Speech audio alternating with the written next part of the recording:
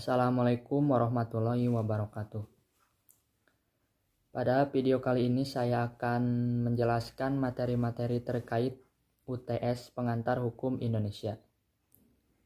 Materi yang pertama, istilah pengantar hukum Indonesia, yaitu memperkenalkan secara umum atau secara garis besar dasar-dasar hukum yang berlaku sekarang di Indonesia kepada siapa saja yang ingin mengetahui dan mempelajari hukum Indonesia.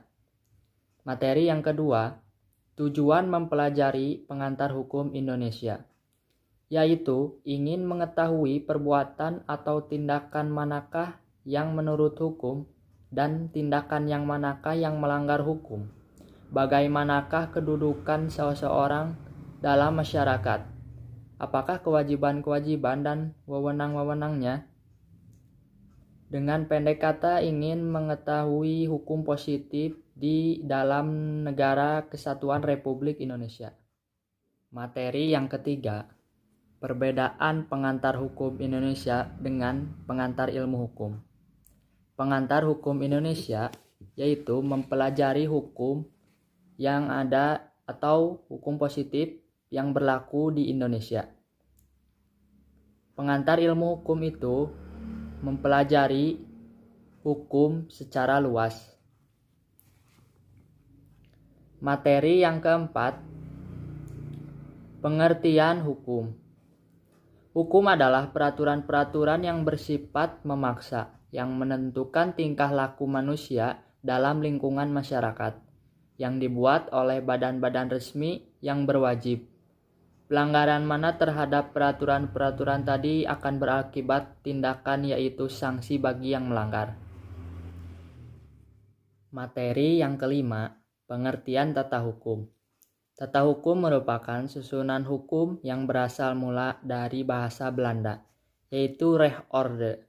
Artinya memberikan tempat yang sebenarnya kepada hukum, yang mana susunan hukum terdiri atas aturan-aturan hukum yang tertata sehingga orang mudah menemukannya bila suatu ketika ia membutuhkannya untuk menyelesaikan suatu kejadian atau peristiwa hukum yang terjadi di dalam suatu masyarakat. Materi yang keenam, ius constitutum dan ius constituendum. Ius constitutum ialah hukum positif atau tata hukum yang berlaku pada saat ini. Contohnya, hukum tentang perlindungan keamanan kepada konsumen terkait jual beli secara online. Selanjutnya, ius constituendum. Ius constituendum yaitu hukum yang dicita-citakan atau hukum yang diharapkan pada masa yang akan datang. Contohnya, hukum tentang perlindungan data-data pribadi. Materi yang ketujuh, yaitu pengertian sistem hukum. Sistem hukum ialah suatu kesatuan yang terdiri dari unsur-unsur yang mempunyai interaksi satu sama lain dan bekerja sama untuk mencapai tujuan kesatuan tersebut. Materi yang kedelapan yaitu jenis-jenis sistem hukum. Yang pertama, sistem hukum Eropa kontinental.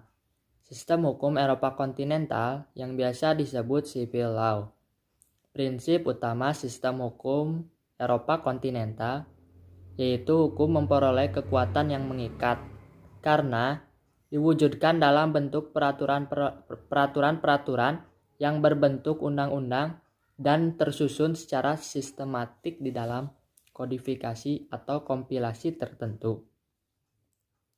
Sistem hukum yang kedua yaitu sistem hukum Anglo-Saxon.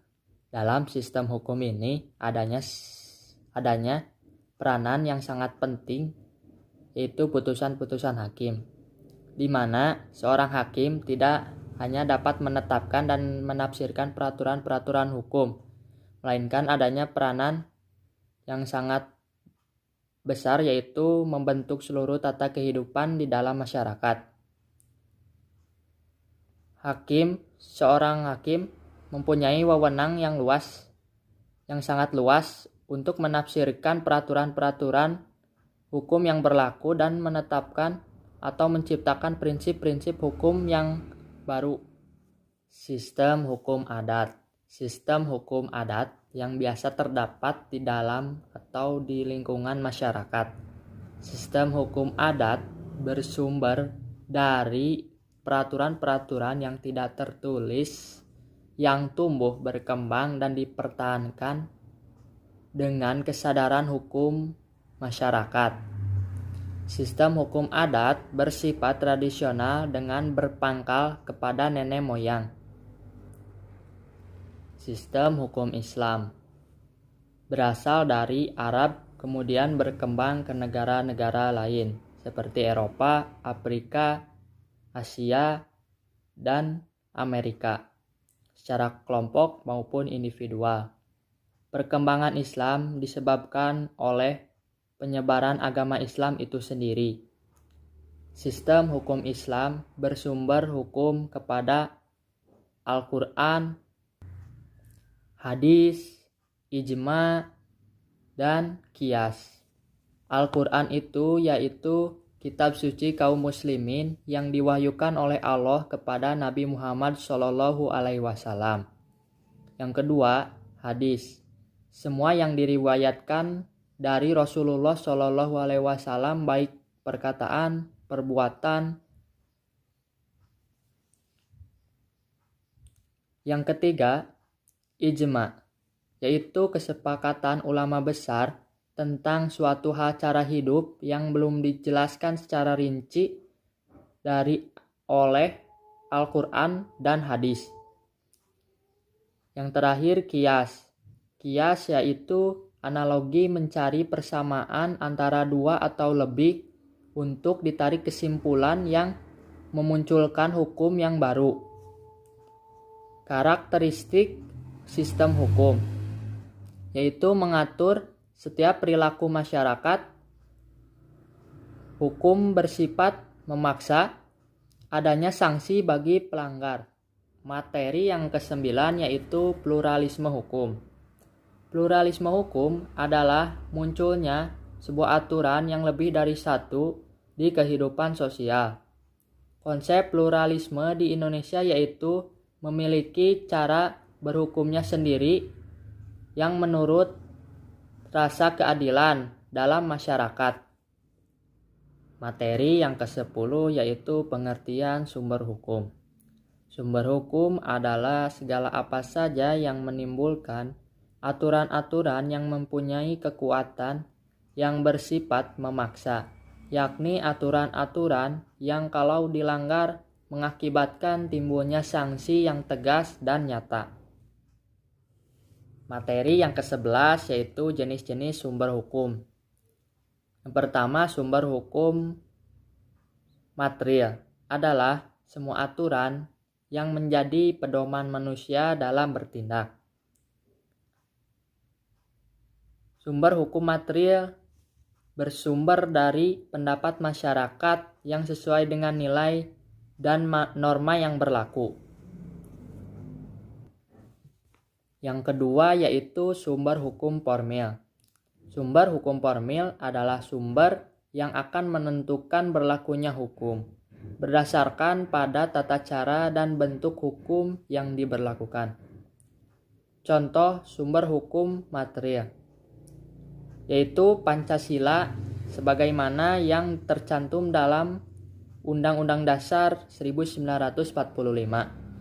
Contoh sumber hukum formil yaitu undang-undang, kebiasaan, jurisprudensi, traktat, dan doktrin. Materi yang ke-12 yaitu penggolongan hukum. Berdasarkan bentuknya ada dua yaitu hukum tertulis dan hukum tidak tertulis. Hukum tertulis yaitu hukum yang tertulis dalam bentuk peraturan perundang-undangan. Hukum yang tidak tertulis yaitu hukum yang tumbuh dan berkembang dalam masyarakat dan ditaati oleh masyarakat. Berdasarkan isinya yaitu ada dua, hukum publik dan hukum privat. Hukum publik adalah hukum yang mengatur kepentingan umum dan hubungan seseorang dengan negara. Contohnya hukum pidana. Hukum privat adalah hukum yang mengatur kepentingan pribadi atau perorangan. Contohnya hukum perdata, hukum dagang. Berdasarkan sifatnya ada dua, yaitu hukum yang memaksa dan hukum yang mengatur.